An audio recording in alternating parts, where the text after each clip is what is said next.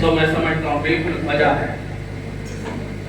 شاید جتنی پبلک ہے اتنے علماء کرام بھی ہیں ماشاءاللہ سے. تو یہ رب کا شکر احسان ہے. وقت نہیں ہے اور جتنے کلکتہ کے علماء کوئی بھی محتاج تعارف نہیں. مٹیا برج والوں کو تو مٹیا برج کے لوگ جانتے ہی ہیں, اور جو باہر سے آئے لوگ ہم لوگ بلا کر کے جنوا دیے. تو اب محرم کے موقع پہ کسی اور موقع پہ بلا کر کے تاریخ کو توصیف کی جائے گی انشاءاللہ. حضرت مولانا ابوالکلام حسن قادری صاحب قبلہ شہر کولکتہ کی انتہائی قدیم اور معمر نمونہ اسلاف عالم دین جلوہ بار ہے.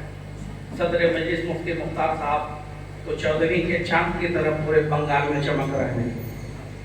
کون نہیں جانتا. اور ہمارے ادارے شریعہ کے چیف قاضی حضرت علامہ مفتی دلدار عالم مصباحی صاحب قبلہ بھی محتاج تعارف نہیں الحمدللہ. اور ہم چھوٹے مولویوں کا تعارف بعد میں کیا جائے گا. پہلے بڑوں کی خدمت کریں گے تو اللہ بڑا بنا دے گا انشاءاللہ. حالانکہ کچھ نئی شخصیتیں یہاں جلوہ بار ہیں, لیکن ان کا تعارف میں صرف اس لیے کہہ رہا ہوں کہ ڈاکٹر غلام جابر شمس مصباحی صاحب قبلہ, ہم نے آپ سے عرضیہ پیش کیا تھا کہ حضرت آپ اپنے یونیورسٹی کے تعارف کے لیے کلکتہ کا انتخاب کیا ہے, تو ہم کلکتہ کے انشاءاللہ علماء ارباب علم اور یہاں کے ہائی لائٹ چہروں کو آپ کے سامنے کر دیں گے. تو الحمدللہ مفتی صاحب کی محبتوں سے اور دیگر علماء کرام کی محبتوں سے اس میں بہت حد تک ہم کامیاب ہو چکے ہیں. تقریباً پورے شہر کولکتہ کے اکثر باشعور علماء کرام, متحرک و فعال علماء کرام یہاں جلوہ بار ہیں. اور کام کے لوگوں کی قدر ہوتی ہے, اور جو کام نہیں کرتے وہ ہمیشہ شکایت کرتے ہیں کچھ نہیں ہو رہا ہے, کچھ نہیں ہو رہا ہے. یہ الفاظ ہے. فی الحال اب بغیر کسی انشاءاللہ وقت پہ شروع ہوتا ہے 12 بجے تک. ہر حال میں ہم کو یہ پروگرام اپنے اختتام تک پہنچانا ہے انشاءاللہ. 12 بجے سے 1 منٹ ادھر نہیں جائے گا. اس وقت کا مہینہ لنگر تو رہنا ہی رہتا ہے انشاءاللہ. تو اب بڑی تیزی کے ساتھ آج کی اس محفل کے چیف گیسٹ انٹرنیشنل اسکالر, عالم دین, انٹرنیشنل عالم دین, جو پورنیہ بہار کی سرزمین سے اٹھا, جامعہ اشرفیہ مبارک پہنچا, پھر وہاں سے دلی پٹنہ یونیورسٹی آیا, جس نے مولوی عالم فاضل کے ساتھ ساتھ پٹنہ یونیورسٹی سے ایم.اے. پی ایچ ڈی کیا. اور وہ پی ایچ ڈی کس ٹاپک پر؟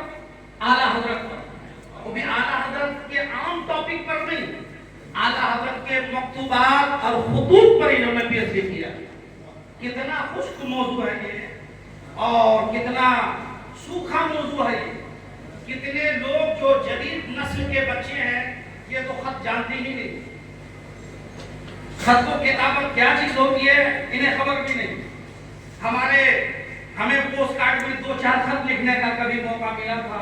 اب جدید نسل کے علماء کرام بھی نہیں ہے. اب تو سب سے بڑا خط لکھنے کا ذخیرہ جو ہے الیکٹرانک میڈیا, واٹس ایپ ہے, فیس بک ہے, وغیرہ وغیرہ ہے. تو حضرت نے اعلیٰ حضرت کے مکتوبات اور خطوط پر پی ایچ ڈی کیا ہے, اور عام پی ایچ ڈی نہیں, گولڈ میڈلسٹ ہے. اس پی ایچ ڈی کی جو تحقیقات کی روشنی میں جو کتابیں معرفت وجود میں آئی ہیں, ان میں سے اکثر میری نگاہوں سے گزر چکی. تقریباً اکثر بیشتر ممالک کا انہوں نے اس پی ایچ ڈی کے دوران دورہ کیا. پاکستان, ہندوستان, بنگلہ دیش, سری لنکا, عربی ممالک کہ کہاں کہاں اعلیٰ حضرت نے خطوط لکھے, آیا, جواب دیا.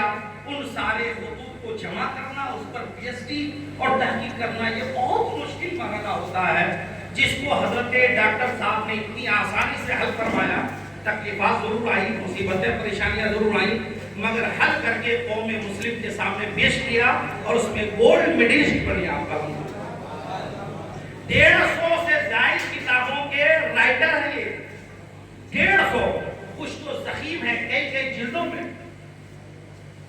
اور میری معلومات کیا, میری تحلیلی تحقیق کے مطابق اگر ہندوستان کے رائٹرز, قلمکار, جو بہترین قلمکار حضرات ہیں, ان کی اگر میں ایک سوچی بناؤں, لسٹ بناؤں, تو ٹاپ 10, پھر ٹاپ 10 میں 5 کو باہر کر دیجئے, ٹاپ 5, اگر ٹاپ 5 میری نظر میں ہندوستان میں قلمکاروں کی لسٹ بنائی جائے تو اس ٹاپ 5 میں پہلے نمبر پر میری نظر میں ڈاکٹر غلام جابر شمس مصباحی ہے.